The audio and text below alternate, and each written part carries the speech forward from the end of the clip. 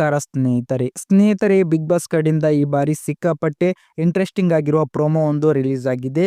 ಈ ಪ್ರೋಮೋ ನೋಡಿದ್ರೆ ಒಂದು ವಿಷಯ ಕ್ಲಿಯರ್, ನಾಮಿನೇಷನ್ ಪ್ರಕ್ರಿಯೆ ಶುರುವಾಗಿದೆ. ಅದರ ಜೊತೆಗೆ ಮನೆ ಒಳಗೆ ಟೆನ್ಷನ್ ಲೆವೆಲ್ ಕೂಡ ಡಬಲ್ ಆಗಿದೆ. ನಿಮಗೆಲ್ಲರಿಗೂ ಗೊತ್ತಿರುವ ಹಾಗೆ ಬಿಗ್ ಬಾಸ್ ಮನೆಯಲ್ಲಿ ನಾಮಿನೇಷನ್ ಅಂದರೆ ಹಾಟ್ ಟಾಪಿಕ್, ಹಿಟ್, ವಾದ ವಿವಾದ ಎಲ್ಲವೂ ಒಟ್ಟಿಗೆ ಬರುತ್ತೆ. ಆದರೆ ಈ ಬಾರಿ ನಾಮಿನೇಷನ್ ಸ್ಪೆಷಲ್ ಆಗಿ ಕ್ಯಾಪ್ಟನ್ ಗಿಲ್ಲಿ ಅವರಿಗೆ ದೊಡ್ಡ ಟೆಸ್ಟ್ ಆಗಿ ಬದಲಾಗಿದೆ. ಯಾಕಂದರೆ ಈ ವಾರ ನಿರ್ಧಾರ ತಗೊಳ್ಳೋ ಅಧಿಕಾರ ಗಿಲ್ಲಿ ಕೈಯಲ್ಲಿದೆ. ಅವರು ತಗೊಳ್ಳೋ ಪ್ರತಿಯೊಂದು ನಿರ್ಧಾರ ಮುಂದಿನ ಗೇಮ್ ಮೇಲೆ ಪ್ರಭಾವ ಬೀರುತ್ತೆ. ಈ ನಾಮಿನೇಷನ್ ಟಾಸ್ಕ್ನಲ್ಲಿ ಸ್ಪರ್ಧಿಗಳು ಫಿಸಿಕಲ್ ಆಗಿ ವೇಗವಾಗಿ ಆಡುವ ಅವಕಾಶ ಸಿಕ್ಕಿದೆ. ಯಾರು ಫಾಸ್ಟ್, ಯಾರು ಎನರ್ಜಿ ಜಾಸ್ತಿ, ಅವರಿಗೆ ಅಡ್ವಾಂಟೇಜ್ ಜಾಸ್ತಿ. ಇಲ್ಲಿ ಹೆಣ್ಣು ಸ್ಪರ್ಧಿಗಳಲ್ಲಿ ರಕ್ಷಿತಾ ಶೆಟ್ಟಿ ತುಂಬ ಆಕ್ಟಿವ್ ಆಗಿ ಕಾಣಿಸ್ತಾರೆ. ಎನರ್ಜಿ, ಸ್ಪೀಡ್ ಎರಡೂ ಚೆನ್ನಾಗಿದೆ. ಅದೇ ರೀತಿ ಗಂಡು ಸ್ಪರ್ಧಿಗಳಲ್ಲಿ ಧನುಷ್ ಫಿಸಿಕಲ್ ಟಾಸ್ಕ್ಗಳಲ್ಲಿ ಒಳ್ಳೆ ಪರ್ಫಾರ್ಮೆನ್ಸ್ ಕೊಡ್ತಾರೆ.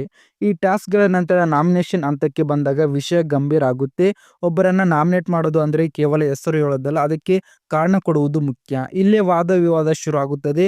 ಒಬ್ಬರ ಬಗ್ಗೆ ಪರ್ಸನಾಲಿಟಿ, ಇನ್ನೊಬ್ಬರ ಬಗ್ಗೆ ಮನುಷ್ಯತ್ವ ಅನ್ನೋ ಪದಗಳು ಬಳಕೆಯಾಗುತ್ತವೆ.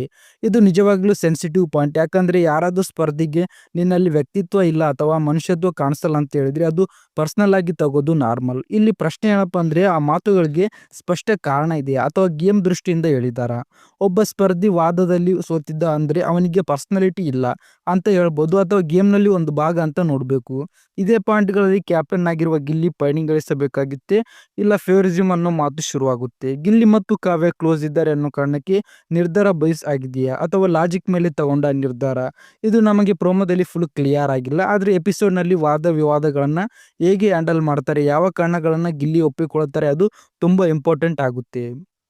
ಇನ್ನೊಂದು ಇಂಟ್ರೆಸ್ಟಿಂಗ್ ವಿಷಯ ಏನಪ್ಪ ಅಂದರೆ ಇದು ಕೇವಲ ನಾಮಿನೇಷನ್ ಅಲ್ಲ, ಗಿಲ್ಲಿಯ ಲೀಡರ್ಶಿಪ್ ಟೆಸ್ಟ್. ಅವರು ಕ್ಯಾಪ್ಟನ್ ಆಗಿ ಎಷ್ಟು ಫೇರ್ ಆಗಿ ನಡೆದುಕೊಳ್ತಾರೆ, ಕ್ಲೋಸ್ ಫ್ರೆಂಡ್ಸ್ ಮತ್ತು ಗೇಮ್ ನಡುವೆ ಎಷ್ಟು ಬ್ಯಾಲೆನ್ಸ್ ಇಡ್ತಾರೆ, ಅದು ಜನರ ದೃಷ್ಟಿಯಲ್ಲಿ ಬಹಳ ಮುಖ್ಯ. ಬ್ಲೈಂಡ್ ಸಪೋರ್ಟ್ ಮಾಡೋಕ್ಕೆ ಆಗಲ್ಲ. ಅದೇ ಸಮಯದಲ್ಲಿ ಗಿಲ್ಲಿ ತಗೊಳ್ಳೋ ನಿರ್ಧಾರಗಳಿಗೆ ವ್ಯಾಲಿಡ್ ಪಾಯಿಂಟ್ ಇರಬಹುದು.